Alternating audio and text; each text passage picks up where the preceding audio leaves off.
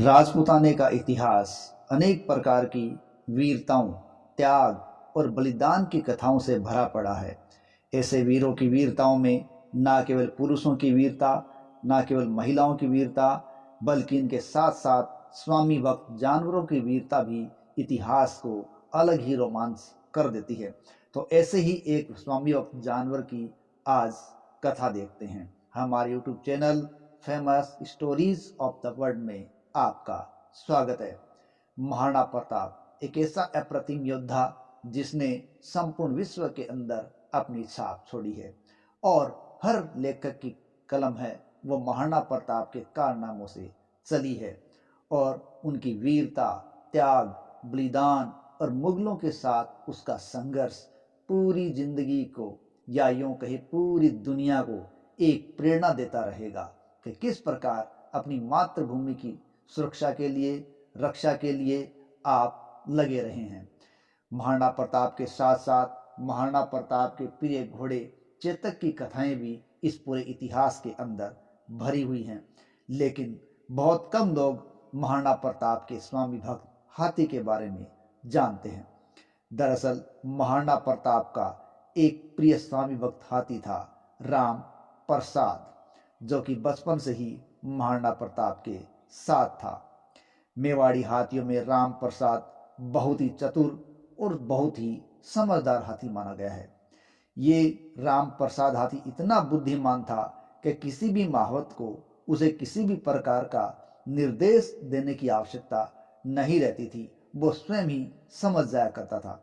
और इतिहास इस बात का भी गवाह है कि राम प्रसाद जब भी युद्ध भूमि में होता था तो उस पर हमेशा एक तलवार लटकी रहती थी और जो तलवार उस पर लटकी रहती थी या यूं कहे उसके बांधी जाती थी, वो तलवार 80 किलो वजन वाली होती थी। और इतनी भारी तलवार जब उसके बंधी होती थी तो जब भी शत्रु दल का कोई घोड़ा या हाथी उसके सामने आता तो राम प्रसाद उन्हें बहुत ही आसानी से मौत के घाट उतार देता था। इस प्रकार ये हाथी महाराणा प्रताप का स्वामी भक्त हाथी था। और हल्दी घाटी के युद्ध में भी इसने अपने रण कौशल, युद्ध कौशल और स्वामी भक्ति को दर्शाया। हल्दी घाटी के भीषण संग्राम में राम प्रसाद ने मुगल सेना के करीब 13 हाथियों को अकेले ही मार गिराया था और युद्ध में राम प्रसाद मुगल सेना के हाथियों को आगे बढ़ने नहीं दे रहा था, उनको एक चट्टान की भांति रोक के रखा था।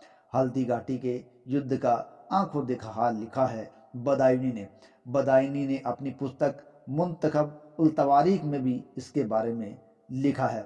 उसने लिखा है कि मैंने इस तरह का दृश्य पहले कभी नहीं देखा जब एक हाथी बिना महावत के युद्ध भूमि में लड़ रहा हो। इस प्रकार के से उसने अपनी लेखनी को राम प्रसाद के लिए चलाया था। किसने? बदायूनी ने। किस किताब ने? मुंतखब उल तवारीख में। राम प्रसाद को देखकर ऐसा लग रहा था कि वह अकेला ही हमारे 100 हाथियों पर भारी पड़ेगा। ये शब्द हैं बदायूनी के।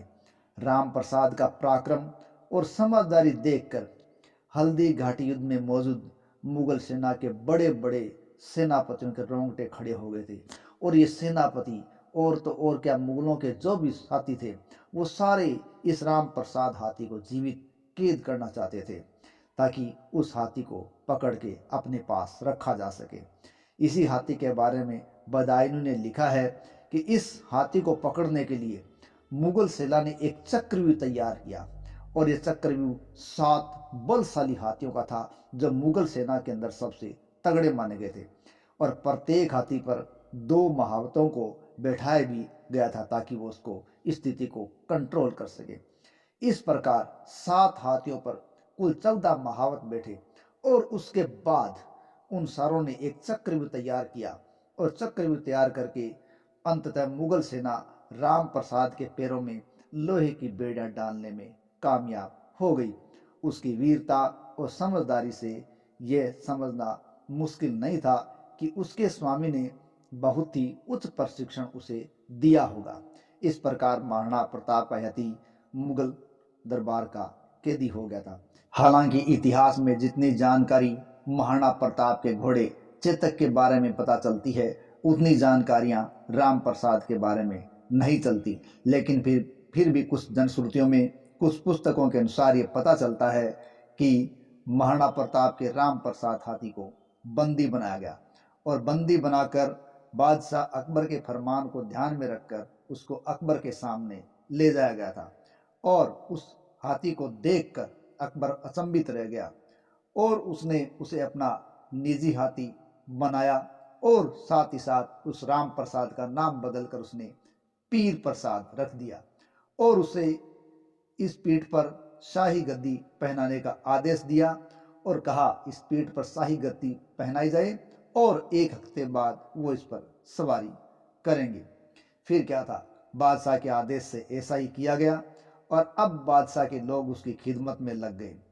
ऐसा कहा जाता है कि उसके लिए गन्ने और गन्ने का जूस लाया गया, कोई तरबूज लेकर आया, लेकिन ये क्या, राम प्रसाद आज ने किसी भी प्रकार के भोजन को करने से इनकार कर दिया। और ऐसा भी पता चलता है कि उसकी हालत से ऐसा महसूस हो रहा था जैसे उस हाथी को ये पता था कि वो अब दुश्मन की कैद में है। इसलिए वो बार बार कहते हैं कि किले के मुख्य दरवाजे को देखता और शायद इंतजार करता कि महाराणा प्रताप आएंगे और उसे पुचकारेंगे, जिसके चलते वह मुख्य द्वार को कहते हैं बार बार देखता था। जब राम प्रसाद ने कहते हैं कि 3 दिन तक कुछ भी नहीं खाया, तो बाद में बादशाह ने आदेश दिया कि इसे जबरदस्ती खिलाने का प्रयास किया जाए और कहते हैं उसके बाद तो उसकी यातनाओं का दौर शुरू हो गया और कहते हैं वो 17 दिन तक लगातार इसी प्रकार भूखा रहा और 18वें दिन कहते हैं वो निढाल होकर जमीन पर गिर गया। और इस प्रकार राम प्रसाद जो कि महाराणा प्रताप का स्वामी भक्त हाथी था, वीर गति को प्राप्त हुआ। उसे जानवर होने के बावजूद भी कभी भी अपने स्वामी के अलावा दूसरे को अपनी पीठ पर सवारी का मौका नहीं दिया। तो इस प्रकार का स्वामी भक्त हाथी था राम प्रसाद, जिसे मुगल शासक अकबर भी कभी झुका नहीं पाया।